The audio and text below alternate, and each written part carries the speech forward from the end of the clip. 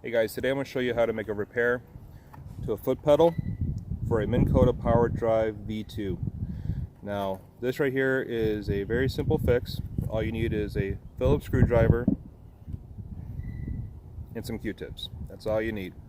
Now the reason why I'm getting this repaired or showing this video is because after a bunch of usages you're going to have a bunch of dirt piling up underneath here, especially from storage. And there is a circuit board underneath here, and there's a rheostat with a little magnet that goes forwards and backwards, which adjusts the speed. When you get a bunch of dirt on there, it's not making contact and your propeller won't spin. So it's a very simple fix. It'll save you a lot of time from having to bring your boat in, and it'll save you a lot of money too. So on the back of your foot pedal are some springs. Here, here, and here. You don't need to mess with them at all. That stays put, because that's what allows this to go right and left. Now, before you do anything, before you start making any repairs, make sure that you disconnect the power from the trolling motor to the foot pedal, and you need to do that by this little connector right here. All you need to do is just unscrew it, and that'll go ahead and disconnect the power from the trolling motor to the foot pedal. The only other way that you can get away with keeping that connected is making sure that this control knob is not on continuous, but it's on manual. That way, when it's on manual, the only way that the blade actually moves is by pushing down on here. Alright, so now that we got that going, let's continue. So on the back, the only thing you need to worry about undoing are these 4 screws. Up here, here, here, and here. Those are the only things you need to worry about. When you take those off,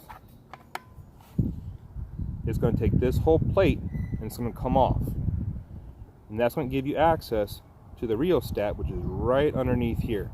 Okay? So, let's get right to it.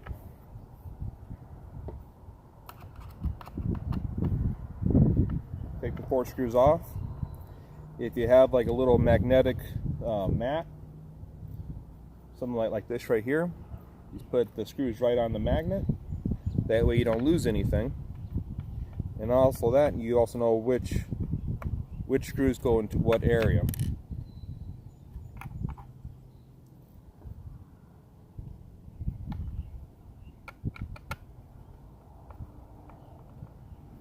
So just 4 screws. Just only take about 5 minutes as far as to make this repair, and to save you a whole lot of time and headache in the future. Alright, all 4 screws have been removed. Once that's done, you can just carefully lift up this entire section right here, and it comes right out. Now a couple things as far as with this, you're going to notice this right here is circular, and that actually goes right over the magnet on the rheostat, so it's going to be lined up. If you have to make any adjustments or repairs, so say if this were to break off or something, this is a very easy fix. This right here, as far as this control knob, have it all the way down to 0, and you can lift it up at a 45-degree angle, and it comes right out. You can see right here, there is a little crevice there for this to go into. Also, as far as with this roller, if this were to break off, you can easily replace it by just pushing it right out, like so, and then you can just pop it right back in with the new one. Okay? Put this right back into place. Good to go. Now, as far as with on here, this is loose, so this can come right off to the side. And inside here, that is the magnet that goes forwards and backwards. Right now it's on the lowest speed.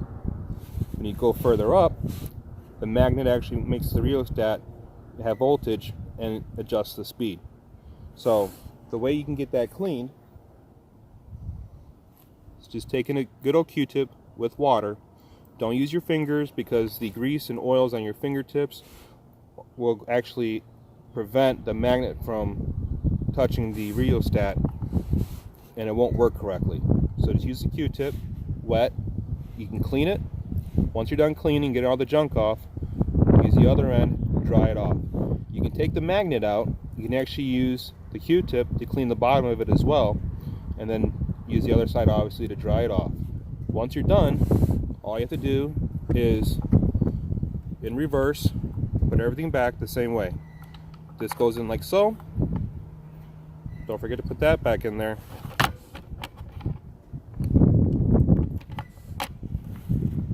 Just like that. Put the 4 screws on the back, reconnect the power, test it, you're good to go.